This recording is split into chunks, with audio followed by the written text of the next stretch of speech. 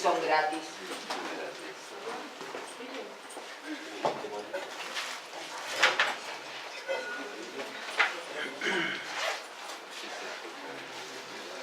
Bien.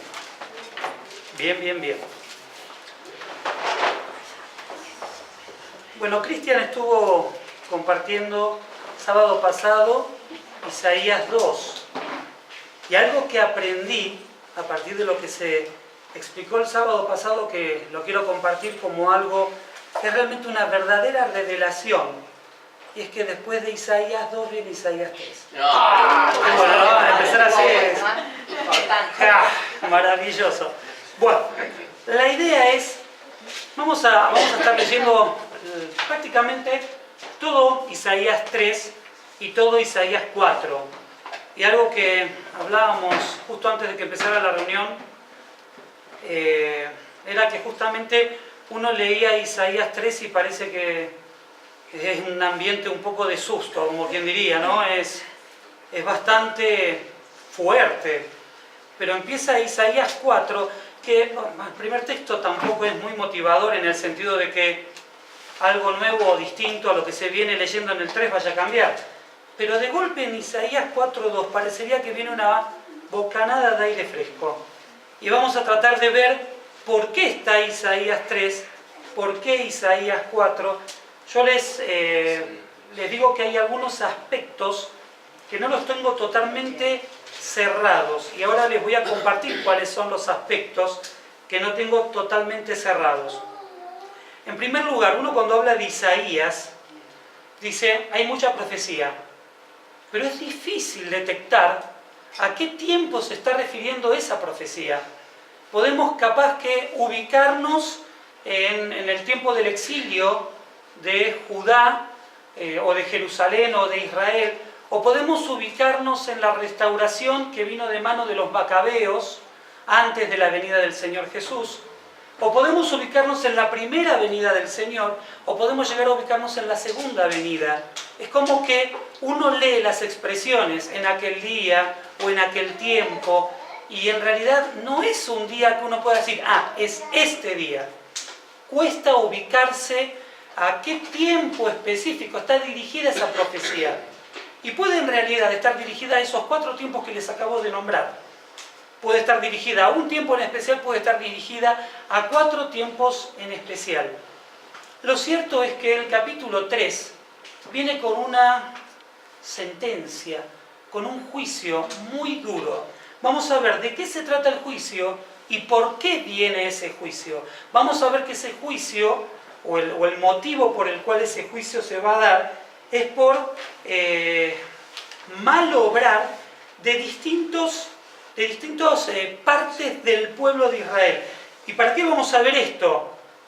Para evaluarnos a nosotros mismos y ver si no estamos cayendo en alguno de los errores que se están planteando en estos capítulos. Arrancamos leyendo, aunque sea, empecemos por capítulo 3, del versículo 1 al 4. Si quieren pueden seguir la lectura en la pantalla grande. Dice, porque he aquí que el Señor Jehová de los ejércitos quita de Jerusalén y de Judá al sustentador y al fuerte, todo sustento de pan y todo socorro de agua, el valiente y el hombre de guerra, el juez y el profeta, el adivino y el anciano, el capitán de 50 y el hombre de respeto, el consejero, el artífice excelente y el hábil orador. Y les pondré jóvenes por príncipes y muchachos serán sus señores. Vamos a frenar ahí. Lo primero que esta sentencia de Dios marca hacia Judá y hacia Jerusalén es que va a quitar a todos los hombres. Y en realidad esto es una profecía que se está cumpliendo con el exilio. Porque cuando Senaquerib, rey de Asiria, ataca tiempo después, piensen que esto está escrito antes de que Asiria invada a Judá y a Jerusalén. Si bien Senaquerib no puede ingresar a la ciudad de Jerusalén, entra al territorio de Judá y se lleva exiliados aproximadamente a 200.000 soldados, sin dejar de lado el hecho de que muchos hombres van a morir en esa guerra. Es decir, la sentencia de Dios, en primer lugar, es que está quitando prácticamente a los hombres de la tierra de Judá y de Jerusalén. Pero fíjense que están quitando a hombres especiales. ¿Por qué hombres especiales? En primer lugar dice el valiente y el hombre de guerra, el juez y el profeta, el adivino y el anciano, el capitán de 50 y el hombre de respeto, el consejero, el artífice excelente y el hábil orador. Son todos hombres necesarios para que una nación funcione. Acá Dios está diciendo que está quitando desde los guerreros más valientes que pueden defender la tierra hasta los que tienen la capacidad, como un juez, como un profeta, para dirigir a una nación. Es decir, Dios está sacando a esos hombres encargados de esa tarea y está haciendo que Judá y Jerusalén entren en el caos de lo que es la organización nacional. ¿Por qué? En parte porque Jerusalén eligió a estos gobernantes que no eran buenos gobernantes. Y vamos a ir viendo algo acerca de eso. Dios quita, dice en el primer texto, el sustento. Quita el sustento de alimento, da el ejemplo de lo que sería el pan y el agua, quita lo básico del sustento, y eso nos está diciendo que el pueblo va a entrar en una etapa de hambre, pero también quita el poder de liderazgo que hay en esa nación, que termina, como les decía recién, en una decadencia nacional. No habrá quien gobierne, no habrá hábil dirigente, no habrá hombre, sino jóvenes incapaces de gobernar. ¿De dónde sale lo de jóvenes incapaces de gobernar? Del versículo 5. Dice, y el pueblo se hará violencia unos a otros, cada cual contra su vecino. El joven se levantará contra el anciano y el villano contra el noble. El versículo 4 termina diciendo, y les pondré jóvenes por príncipes y muchachos serán sus señores. No está diciendo que ser joven es algo malo, pero lo que está diciendo es que el joven, y el joven nos estamos refiriendo al casi niño, no tiene capacidad ni de liderazgo, ni de dirigir, ni de decidir. Y ese tipo de personas, esos jóvenes, son los que terminarían gobernando. Vienen a ser casi unas situaciones metafóricas que indican que el pueblo de Israel iba a estar a la deriva, sin quien estableciera pautas de organización. Algunos comentaristas dicen que se refiere a la cantidad de reyes que tuvo Judá, que eran jóvenes, pero esos jóvenes no eran tan niños como para no tener capacidad de decisión. Ahora yo no le voy a nombrar a los reyes jóvenes que tuvo Judá, pero en el libro de Crónicas y en el libro de Reyes se ven que algunos reyes fueron jóvenes cuando comenzaron a reinar, pero no tanto como lo que sugiere en este texto. Ahora, versículo 5 nos está diciendo que todo esto va a desencadenar en violencia. En el pueblo va a haber violencia, vecino contra vecino. Y uno dice, está bien, no estamos viviendo así. ¿O sí estamos viviendo así? ¿Tenemos dirigentes capaces de dirigir? Y ojo, no es que estoy diciendo con esto que estoy mirando a los dirigentes de nuestro país a la luz de esta palabra, porque esta palabra está dirigida al pueblo de Israel, no a cualquier gobernante. Pero qué interesante ver a nuestros gobernantes como personas que no tienen la capacidad ni de liderar, pero estamos hablando a la luz de lo que Dios dice, no a la luz de lo que el hombre puede interpretar que es un liderazgo de una nación fuerte o de un presidente fuerte. Yo digo, wow, nuestros gobernantes no tienen el poder para gobernar a nuestra nación, y la consecuencia de lo que pasa en nuestra nación es la misma de la que está pasando acá. Hay violencia, está bien. Yo, gracias al Señor, no tuve ningún problema con mi vecino, no me agarré de los pelos, no me golpeé, o acá dice, ¿no?, que el pueblo se hará violencia unos con otros, cada cual contra su vecino. Está bien, gracias al Señor yo no me peleé con ningún vecino, pero no hace falta más que prender el noticiero y darse cuenta del grado de violencia que existe dentro de nuestra nación y por qué no extenderlo al mundo. Conclusión, todos los gobernantes sin Dios terminan en esto. Pero bueno, lo cierto es que el pueblo de Israel tenía la sentencia de que iba a estar cargado de una gran violencia, y esto se ve un poco en algunos de los trabajos históricos, de recopilación histórica que hizo Josefo, en donde él marca cómo el pueblo de Israel estaba dividido en sectas. tenemos la secta de los esenios, que es nombrada en algunos, bueno, no es nombrada, pero que la secta de los esenios sale a luz con el tema de los rollos del Qumran, los rollos del mal muerto. También sale la secta de los celotes, en cuestión, una secta muy violenta de por sí, y había una lucha. En los evangelios vemos la secta de los fariseos, la secta de los saduceos. Había mucha separación y mucha lucha entre estas sectas, por quién gobernaría, por quién tendría más poder, por quién tiene la autoridad, por quién tiene la verdad. Cualquier, ¿cómo se dice? Coincidencia. Exacto, cualquier coincidencia con la realidad. No. Cualquier parecido con la realidad es pura coincidencia. Bien, estamos viendo todavía la sentencia de Dios sobre Jerusalén y sobre Judá.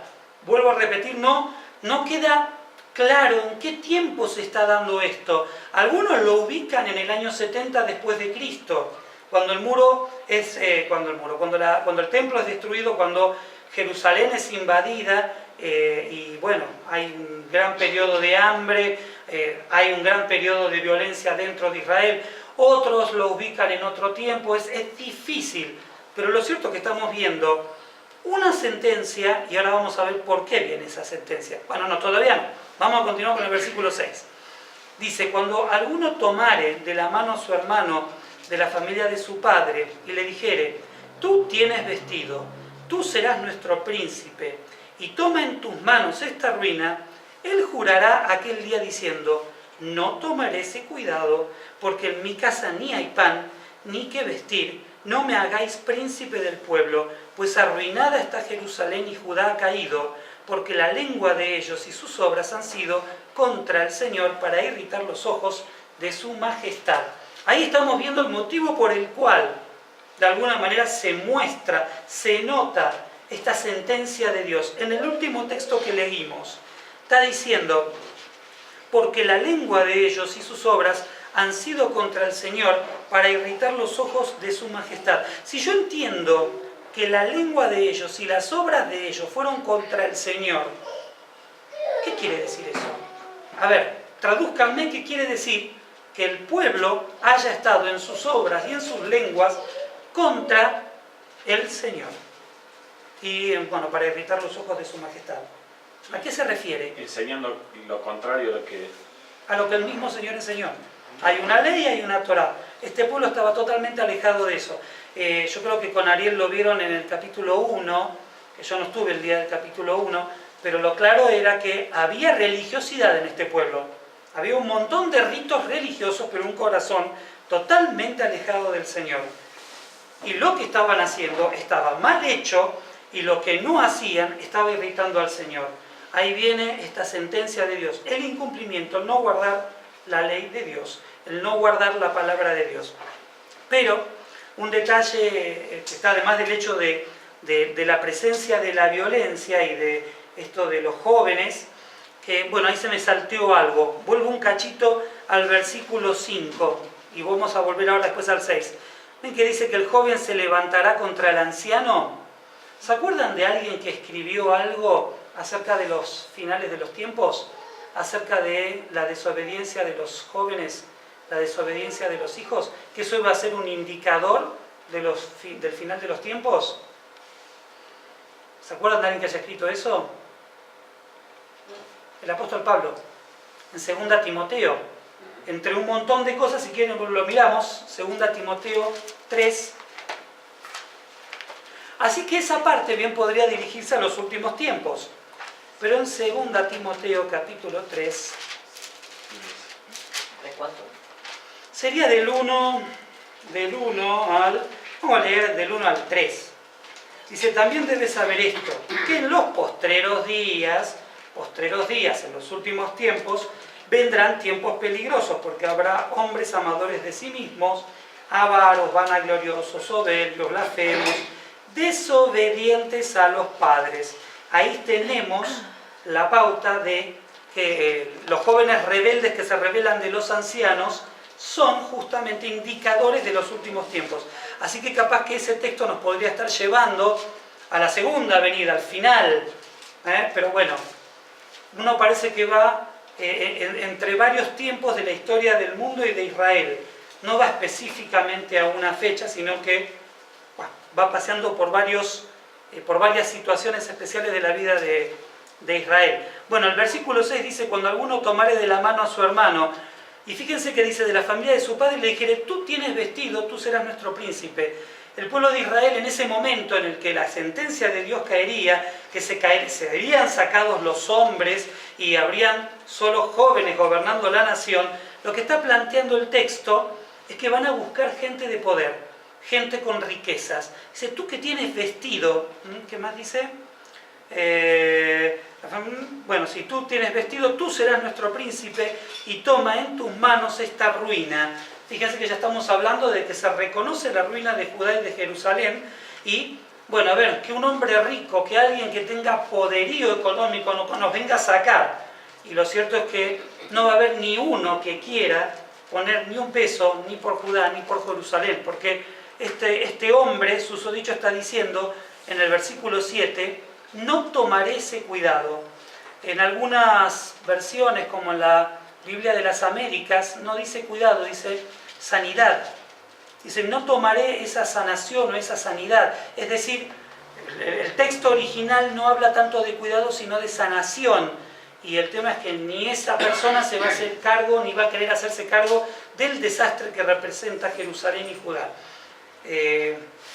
No iba a haber hombres, muchos hombres para elegir, no iba a haber para que gobernaran. Y los que iban a gobernar, y bueno, si alguno tenía riqueza, va a decir, no, yo no me voy a hacer cargo. En realidad, está sentenciando Dios a el caos de esta nación. Ya dijimos que era porque el pueblo se había alejado totalmente de su ley, y vamos a ver por qué motivo es que Dios marca esta sentencia. Uno hasta ahora podría decir, bueno, a ver, ¿estaré yo en una situación de vida en la cual el Señor me está marcando una sentencia así parecida a mí? Y bueno, mirémonos ahora a la luz de lo que vamos a leer a continuación. Porque acá viene el por qué el Señor está marcando esto. Dice, versículo 9, ¿no es cierto? Estaríamos en el 9. ¿Por qué? Dice, la apariencia de sus rostros testifica contra ellos. La apariencia de sus rostros testifica contra ellos, porque como Sodoma publican su pecado, no lo disimulan. Ay del alma de ellos, porque amontonaron mal para sí. Me freno un cachito ahí. Dice, la apariencia de sus rostros testifica contra ellos. Uno podría decir, bueno, se ve que en la cara de esta gente se veía el libertinaje con el que estaban viviendo. Es más, lo ejemplifica para mal con el tema de Sodoma. ¿Qué pasó en Sodoma? La homosexualidad, y totalmente abierta, estaba totalmente aceptada, y no voy a decir que todos la practicaban, pero era algo común y corriente. Bueno, para estas personas, el pecado, Jerusalén, Judá, el pecado se convirtió en algo exacto, y ya no había ni vergüenza como para esconderlo. Y eso me lleva a los tiempos de hoy. Porque antes, si uno escuchaba hablar de un homosexual, seguramente ese homosexual capaz que guardaba su práctica, la escondía, pero hoy por hoy salen de la mano con una libreta. Y ojo, yo no estoy criticando a los homosexuales, yo estoy diciendo lo que Dios dice acá, está juzgada la homosexualidad. Uno puede decir, ay, pero ellos son libres totalmente, ellos tienen derecho, lo que ustedes quieran, pero yo no los estoy juzgando, la palabra los está juzgando. Pero el hecho es que Israel estaba viviendo, vamos a decir Judá, no Israel, Judá estaba viviendo en un libertinaje de pecado al punto que también la homosexualidad estaba libre en la ciudad de Jerusalén. Es más, en el Antiguo Testamento el Señor sentencia el tema de la homosexualidad y de la prostitución, tanto de hombres como de mujeres, que se llama la prostitución sacrificial, religiosa. No sé si me entienden a qué me refiero. En la antigüedad parte de los sacrificios a los dioses pasaban por momentos de prostitución, tanto de mujeres como de hombres. Era parte de la práctica. Y el Señor en su ley dice, eso no lo quiero. Bueno, no solamente estamos hablando de esa prostitución, sino de que acá ya era algo abierto, libre, y lo vivían con bastante libertad. Y van a haber otros detalles que a mí siempre se me pasaron por alto y que son también llamativos, no con respecto a los hombres, sino a las mujeres. Dice entonces, versículo 9, habíamos dicho, la apariencia de sus rostros testifica contra ellos, porque como Sodoma publican su pecado, no lo disimulan. Ay del alma de ellos, porque amontonaron mal para sí. Algunos comentaristas dicen que donde dice la apariencia de sus rostros, también puede llegar a traducirse como la preferencia por los rostros. Es como que, y acá tiene que ver con el tema de la justicia, hacen parcialidad sobre las personas según su rostro. Vamos a hacer un comentario, ese negro. O lo que escuché cuando estuve en el sur, si sos gringo y tenés plata, podés conseguir tierras dentro de un parque nacional. Si sos gringo y tenés plata, esas parcialidades demuestran lo alejado que uno puede estar de la ley de Dios, porque la ley de Dios es para todos por igual. No importa si tenés plata o no tenés plata, si sos moreno o no sos moreno. La cuestión es, algunos comentaristas plantean que la apariencia de sus rostros puede referirse a eso, a la cuestión de la parcialidad a la hora de aplicar la ley que tenían los jueces que estaban en Judá, en Jerusalén. Vos tenés plata, tirame unos pesitos, vos estás libre. Vos no tenés plata, a la cárcel. Y bueno, volvemos a lo mismo. Todo parecido con la realidad, pura coincidencia. Hay un texto que dice lo que fue será, que no hay nada nuevo bajo el sol. Tal cual, Eclesiastes. Sí. Eclesiastés. Es que mi hijo dijo tanto Eclesiastes que se me pegó ahora. Eclesiastes. Bien, seguimos. Bueno, dice el texto, ay del mal de ellos porque amontonarán mal para sí.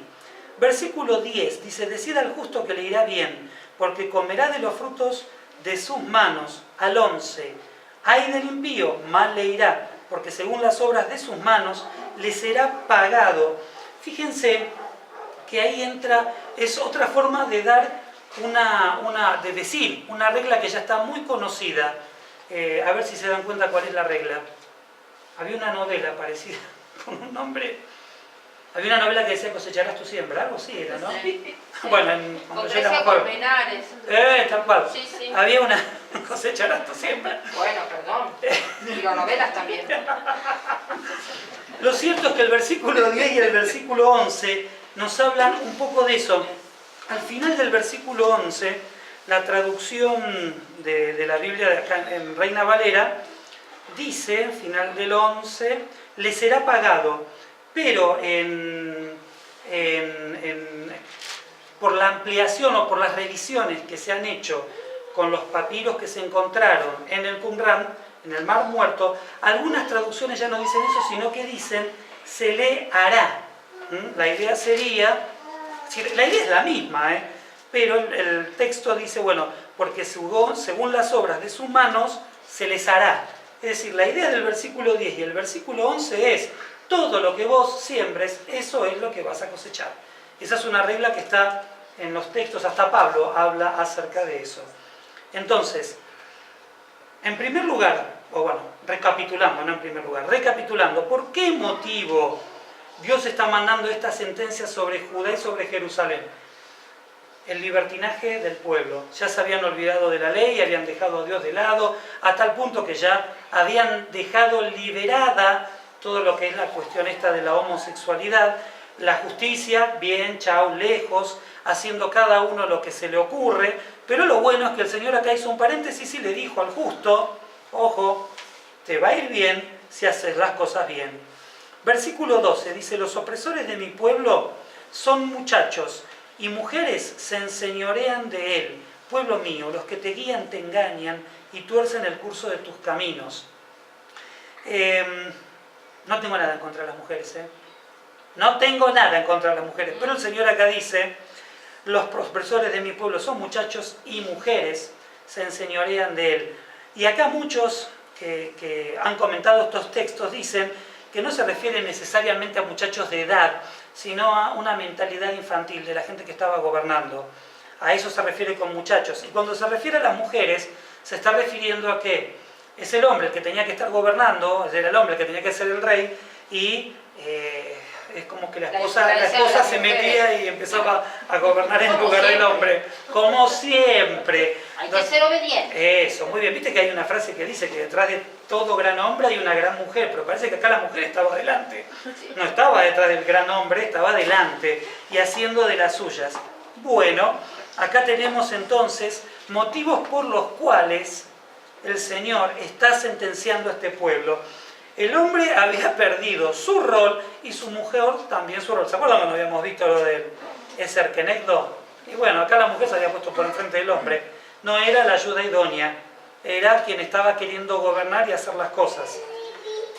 Y otros detalles más vamos a hablar sobre las mujeres. Pueblo mío, los que te guían te engañan y tuercen el curso de tus caminos. Jóvenes rebeldes, feminismo, el matriarcado gobernando, bueno, y mujeres que al final terminaban siendo estorbo en vez de bendición para sus maridos, porque Sí, entorpecían más. Arielo. Sí, como se dice suegra. ¿En ruso? Estorbo. Estorbo. Gracias a que mi suegra no vino. No está la suegra de mi señora, cuidado, ¿eh? Cuidado, Arielo, mi mamá. No, A mi mamá. del lado de las mujeres siempre. Del lado de las mujeres, bien. Está bien. Fíjense que lo que leíamos recién al final de este texto, pueblo mío, los que te guían te engañan y tuercen el curso de tus caminos. Y cuando dice tuercen el curso de tus caminos, ahí entra en juego una palabra que hemos escuchado y seguimos escuchando todos los días, y es corrupción. Caramba, cualquier parecido con la actualidad es pura coincidencia. Corrupción. Líderes que no guían al pueblo, sino que lo conducen en desobediencia y que para el propio bienestar, para la propia ganancia, y vemos a un Dios que está diciendo, esto es lo que no me gusta del pueblo de Judá y de Jerusalén. Bueno, mirémonos nosotros, está bien, ninguno de nosotros somos gobernantes, pero bueno, ¿cómo andamos con el resto de los aspectos de nuestra vida? Hay muchas cosas que estamos gobernando. Versículo 13, el Señor está en pie para litigar y está para juzgar a los pueblos. El Señor vendrá a juicio contra los ancianos de su pueblo y contra sus príncipes, porque vosotros habéis devorado la viña y el despojo del pobre está en vuestras casas. ¿Qué pensáis vosotros que majáis mi pueblo y moléis las caras de los pobres? Dice el Señor Jehová de los ejércitos. ¡Wow! Y acá va una sentencia directa contra los gobernantes y contra los ancianos. Acá está hablando específicamente de los hombres que tenían que estar haciendo lo que tenían que estar haciendo y no lo estaban haciendo. Fíjense cómo el Señor va a litigar directamente contra ellos. Dice, el Señor vendrá a juicio contra los ancianos de su pueblo y contra sus príncipes. Los que son los gobernantes van a ser los primeros en dar la cara delante de Dios, porque ellos eran los responsables de guiar al pueblo por los caminos del Señor. No pensemos en nuestros gobernantes, pues ya sabemos que no son temerosos del Señor. Pero bueno, nosotros como gobernantes de nuestro hogar, gobernantes, sonó feo, ¿no? No somos el rey del hogar, pero nosotros hombres como gobernantes, mujeres como ayuda idónea, tenemos que mirarnos, hijos en obediencia, digo, ¿no? Ya que ponen cara de que ellos nada que ver ni con padre ni con madre. Bueno, hijos, ¿cómo andan con la obediencia? No es poca cosa esto. Dice, porque vosotros habéis devorado la viña. La viña es figura de Israel. La viña que después en el capítulo 5 también va a desarrollarse un poquito más, está relacionando, está comparando a Israel y a Jerusalén y a Judá como una viña. ¿Está? Bueno, dice, y despojó a los pobres que están vuestras... ¿Qué pensáis vosotros que pisoteáis mi pueblo? Eso es majáis. ¿Qué pensáis vosotros que pisoteáis mi pueblo y moléis la cara de los pobres? Fíjense el lugar que le da el Señor a los pobres. El Señor ama al rico y al pobre, pero al pobre parece que lo tienen un cuidado especial, porque cuando se hace una injusticia contra los pobres, está ahí el Señor tomando nota de todos los detalles.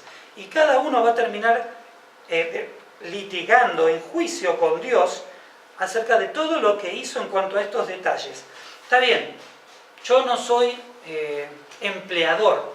Pero si alguno de ustedes trabajan como empleador, no sé. No, pero aparte, acá me imagino yo de lo que era la hora, que ya en un pueblo tan destruido, ya me imagino si estos sufrirían lo que sufrirían estos otros pobres.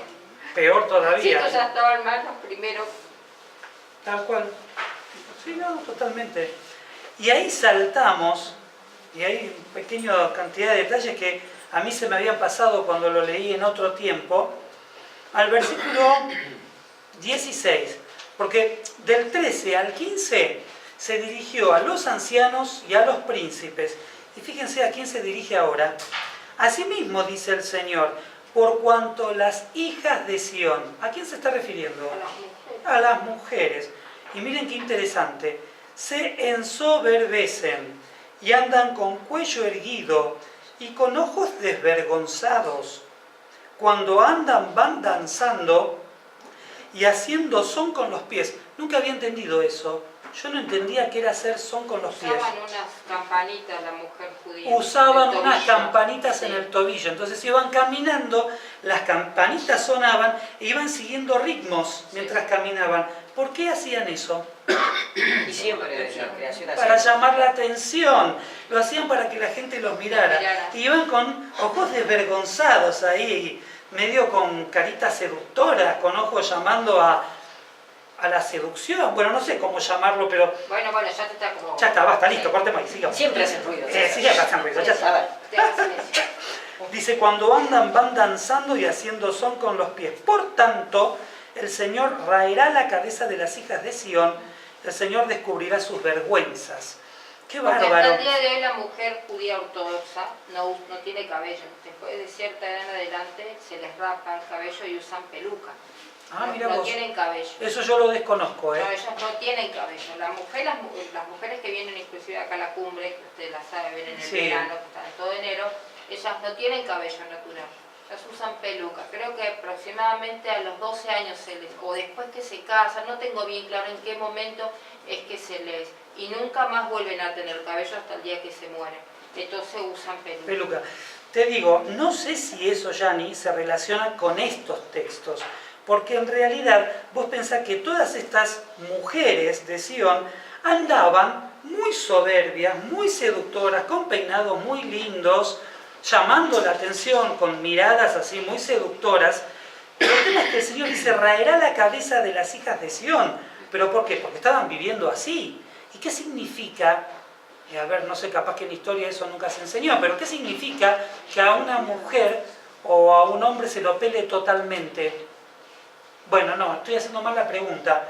En el contexto de lo que le va a pasar a Judá y a Jerusalén, los esclavos iban a ser llevados en esclavitud. Entonces, por eso, dice, y ahora lo va a decir de nuevo un poco más adelante, se los pela totalmente, toda esta belleza y hermosura se va a perder porque van a ser llevadas esclavas. ¿Pero eso ya se sabía ahí? No, esto es todo antes de que pasara.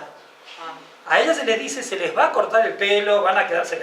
No es que se les va a cortar, porque se les va a raer. Acá en realidad se menciona su insolencia. Ajá. Por eso, como consecuencia de esa insolencia, las va despojando de todo, ¿no? Totalmente. Ahora, si una mujer como... judía no está haciendo eso, hoy por hoy, digo, yo pienso en las mujeres de la cumbre que vos nombrabas. Hoy por hoy tampoco pueden lucir nada.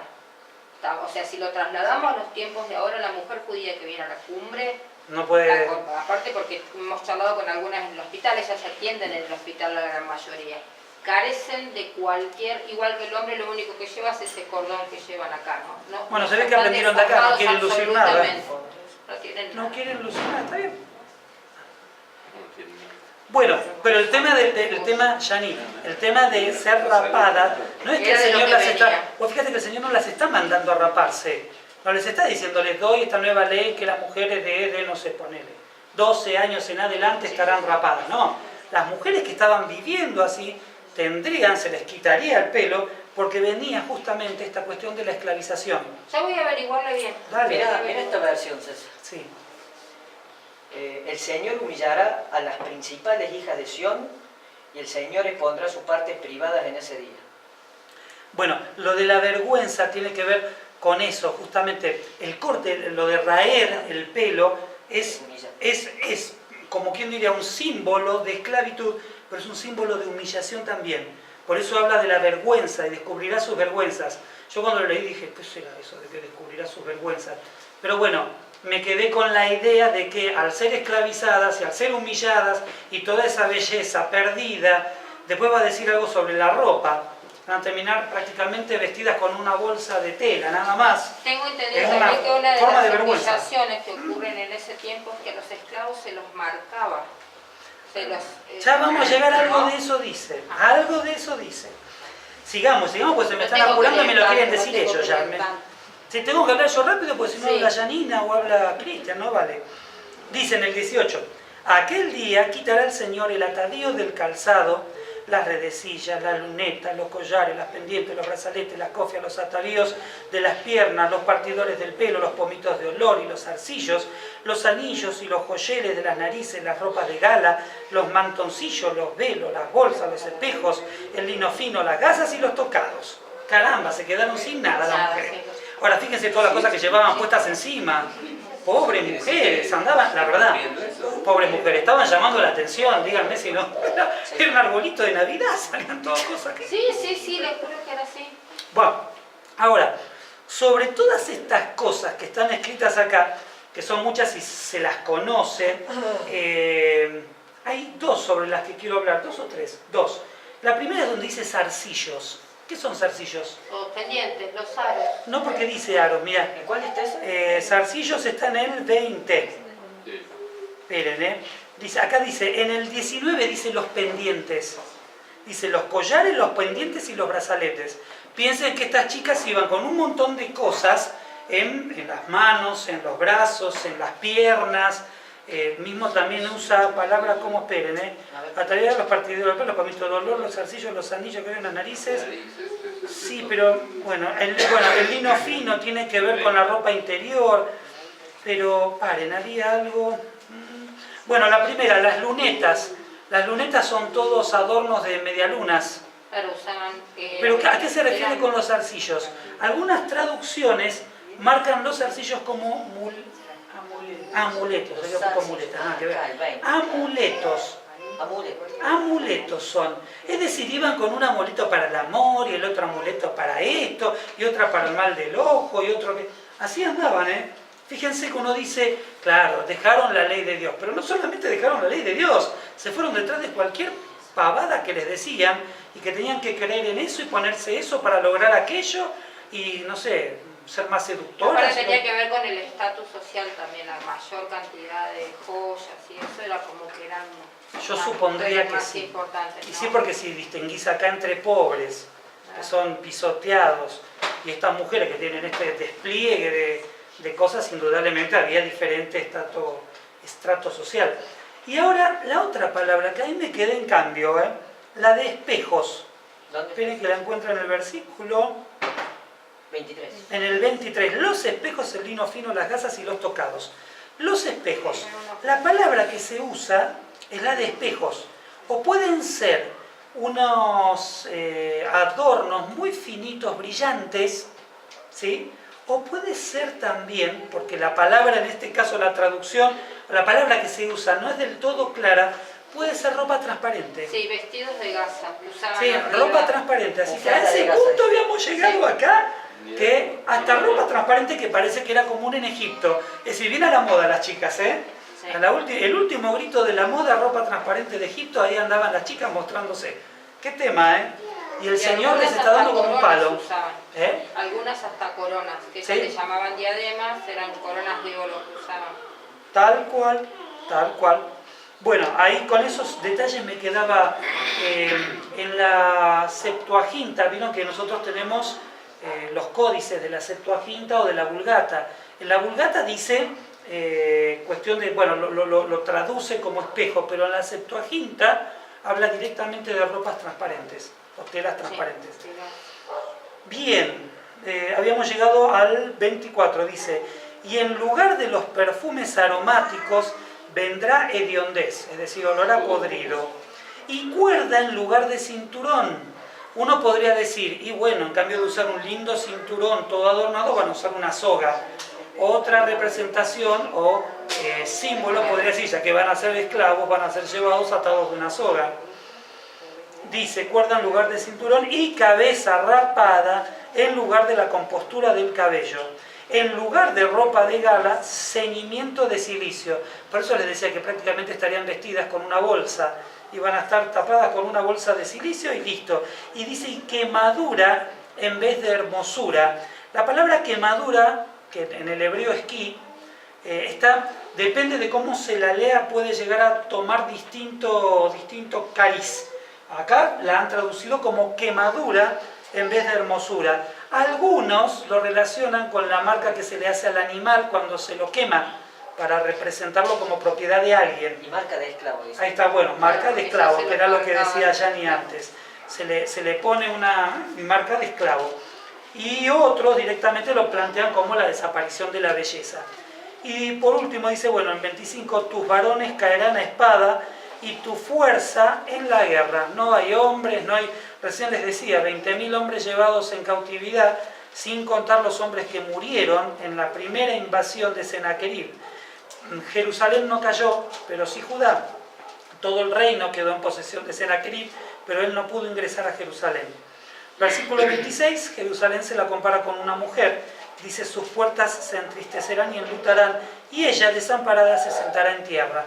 Ejemplo de, va a quedar llorando al costado del camino después de todo esto que viene. Ya vimos la realidad de un pueblo alejado de Dios, una sentencia por parte de Dios y el porqué de esa sentencia. Y ahora es como que se abre una ventana de aire fresco y decimos, ¡ay, qué lindo! Capítulo 4. Ese es el capítulo que a mí me interesa. Ahí vamos a ver. El 1. El versículo 1. Sí. Bien. Sobre el versículo 1 tenemos dos posturas. Yo tengo una sola postura. Yo Me parece muy bien. 7 hombres que dice acá. No, pará. Pará, no te apures. Eran 7 mujeres, no eran 7 hombres. Yani, al versículo 1 se lo puede mirar como continuación del capítulo 3. Entonces es un corolario, es un final del capítulo 3. ¿Está bien? Entonces, leamos ahora el versículo 1 del capítulo 4, siguiendo la continuidad del capítulo 3. Dice, echarán mano de un hombre, no de 7 hombres, 7 mujeres en aquel tiempo, diciendo, nosotros comeremos nuestro pan y nos vestiremos de nuestras ropas, solamente permítenos llevar tu nombre, quita nuestro oprobio. Está interesante esto, ¿eh? Un hombre con 7 mujeres, pero lo mejor de todo es que el hombre no tenía que mantener a la mujer. Fíjense qué detalle, a pesar de que la ley dice que el hombre se tiene que hacer cargo de la mujer, dice, y nos vestiremos de nuestras ropas. El hombre no tenía que llevarle ropa. Ya habían perdido todo. Sí, ya no había nada. ¿Qué las iba a mantener? No había hombres. Un solo hombre trabajando. Vení, no trabajes. No me compres ropa, no me lleves al shopping, no me des de comer. Solamente quita mi oprobio. Ese es el castigo de ustedes. No. 7 Dice, mujeres. No, 7 mujeres. Bien castigados. ¿A qué se refiere con quita nuestro oprobio? Acá están 7 mujeres, están pidiéndole a este hombre que quite su oprobio. ¿A qué se refiere? Pensemos a la luz del capítulo 3. Sin hombres, las mujeres solas. ¿Qué cosa era terrible para una mujer? Tener hijos. No tener hijos. Quitar el oprobio quiere decir, dame un hijo. No me des comida, no me des plata, pero dame un hijo. Porque para la mujer, en esa época, en esa cultura, era importantísimo tener un hijo. Piensen en Sara, piensen en, bueno, en todas. En todas las mujeres de la Biblia, casi en todas aparece la historia de los hijos ahí. Ahora, una forma es leerlo como una continuidad del capítulo 3. Otra forma es leerlo directamente unido al segundo versículo del capítulo 4. Volvamos a leer. Dice, echarán mano de un hombre, 7 mujeres en aquel tiempo. Me freno en el 7. 7 mujeres. Vieron que fueron 7 días los de la creación. Entonces muchos dicen que el 7 está relacionado con la totalidad de la obra de Dios. Entonces, 7 mujeres está diciendo que todas las mujeres van a estar buscando un hombre. Si ese 7 está representando que no es solamente a un grupito que les va a pasar a todos. Bueno, ¿Cómo a todos?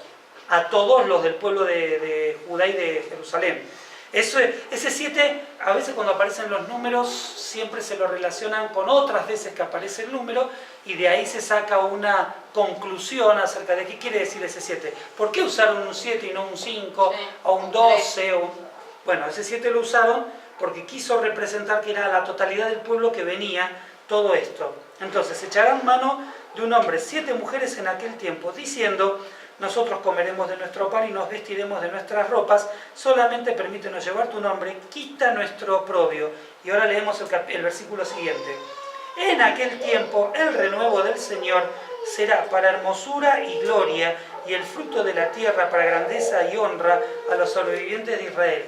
Y acá, después de tanta quemadura, viene como que acá tenemos un poco de, uy, qué lindo que es esto. Después de tanto juicio y sentencia, acá se nos viene un poquito de paz, uy, acá hay algo como un refresco, como un bálsamo sobre una herida que quema. Acá viene algo lindo. Y si leemos el versículo 1 como continuidad del versículo 3, bien podríamos entender que cuando dice quita nuestro oprobio, está diciendo quita nuestro pecado. ¿Por qué? Porque cuando en el versículo 2 habla del renuevo, el renuevo es el retoño, y es el Mesías, y es el Señor Yeshua, el Señor Jesús. Entonces dice, en aquel tiempo el renuevo del Señor será para hermosura y gloria. En medio de tal panorama de devastación, de juicio y demás, plantear algo de hermosura y gloria, por lo menos para mí, en este año, acá, hoy, viendo ¿cómo se podría decir?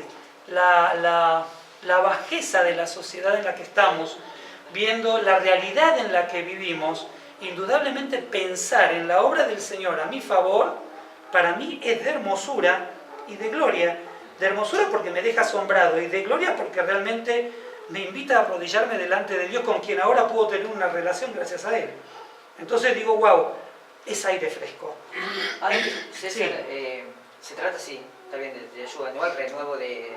El renuevo sí, Jehová. a Yeshua. Pero pará, hermano, ojo, yo te digo, para mí es Yeshua, es Jesús.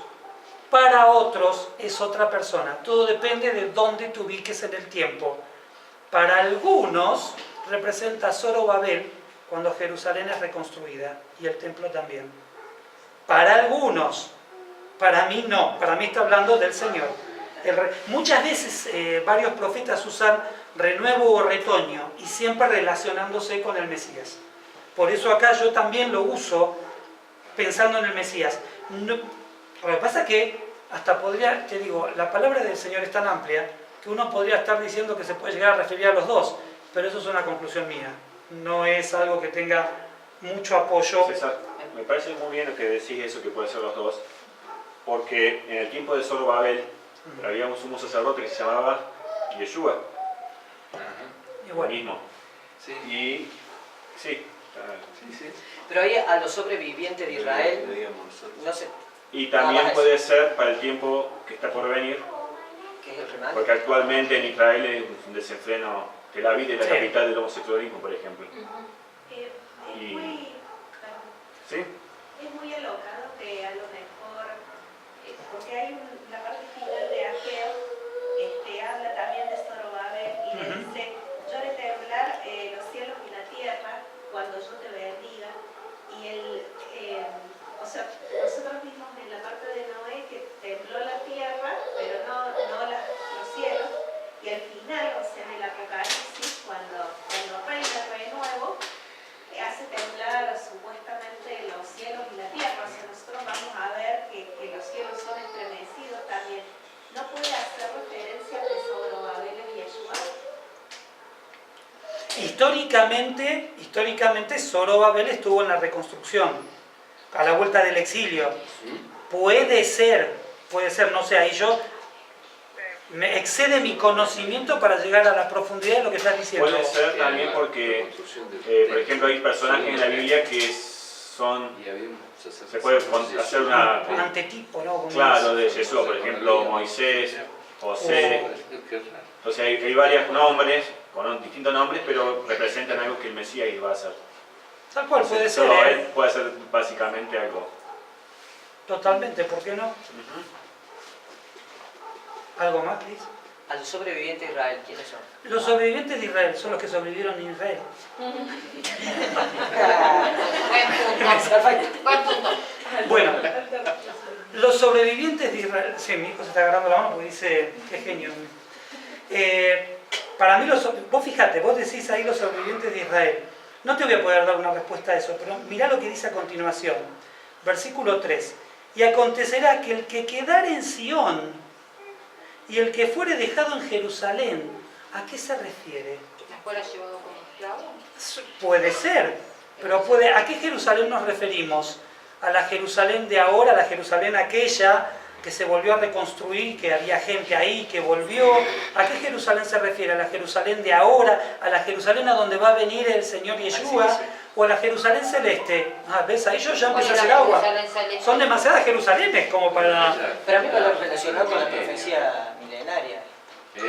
Puede ser que sí. Pues en el versículo anterior, esos sobrevivientes, me da bien, porque, a ver, dice en esta versión, exaltar y glorificar el remanente de Israel. ¿Quién es el remanente de Israel hoy en día? Y hoy en día el remanente de Israel somos nosotros. Claro. Entonces cuando habla el 4, para mí, y acontecerá que el quedar en Sión y el que fuere dejado en Jerusalén será llamado santo todos los que en Jerusalén estén registrados entre los vivientes. Permito, pero vos fíjate esto, mirá este detalle, dice en el 3, y acontecerá que el quedar en Sión y el que fuere dejado en Jerusalén será llamado santo. Todos los que en Jerusalén estén registrados entre los vivientes, registrados. ¿No les viene nada a la memoria cuando hablamos de registrados? ¿El libro de la vida? Del libro, y en realidad hay dos libros. El libro donde está anotado todo lo bueno y lo malo que ha hecho cada uno, y el nombre y el libro de los que han restablecido su relación con Dios. Es decir, es difícil tratar de, para mí, se me excede mucho de mi mente poder conjugar todos estos conceptos. Sé que acá puede estar hablando de la Israel futura, o puede ser de futura ¿cuál? Estamos hablando de Isaías, ¿no? ¿Es la futura nuestra o la futura de él? Porque la futura de él, cuando hablamos de Jerusalén, hubo una Jerusalén reedificada, hay ahora una Jerusalén que es futura, y habrá otra Jerusalén. ¿Pero a cuál se refiere? Ahí yo realmente reconozco que traté y no encontré la vuelta. Lo que sí les digo, que el 5, pero vamos a frenarnos en el 4 y después llegamos al 5. El 5 sí es bien futuro. Del 5 nadie puede discutir que no es bien del futuro. Pero vamos al 4. Dice, cuando el Señor lave las inmundicias de las hijas de Sión. Volvemos a las hijas de Sión de las que se venían hablando antes. El Señor mismo las va, es como que también si las va a lavar y se habían ido esclavas, las va a traer y las va a lavar. Y esa es la promesa de que su pueblo, bueno, Jerusalén y Judá fue llevado, pero volvió. En la historia, Judá volvió. Lo que no volvió es el resto de los 10 reinos que conforman a la Israel de aquella época. Pero lo interesante es, cuando el Señor lave las inmundicias de las hijas de Sión y limpie la sangre de Jerusalén, que en medio de ella, con espíritu de juicio y con espíritu de devastación. Y uno dice, wow. Lo primero, inmundicias. ¿Saben que la palabra inmundicias, que acá se traduce como inmundicias, se puede traducir como vómito o como excremento? Y uno dice, qué bárbaro, mis obras delante de Dios pueden ser tranquilamente vómitos o excrementos. Que eso lo digo yo como una reflexión acerca de qué le estoy mostrando yo de mi vida, qué le estoy dando yo de mi vida al Señor. Vómitos y excrementos, caramba.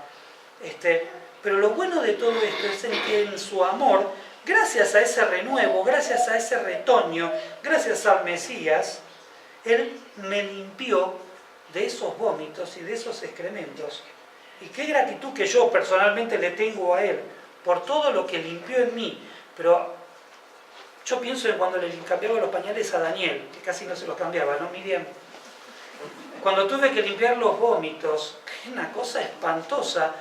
Y el Señor va a estar haciendo eso con nosotros. Uno dice, wow, Él es perfecto, es santo, es puro. Y nosotros lo peor de lo peor, Él va a estar limpiando todo eso. Uno dice inmundicias. Claro, dice inmundicia, es una inmundicia.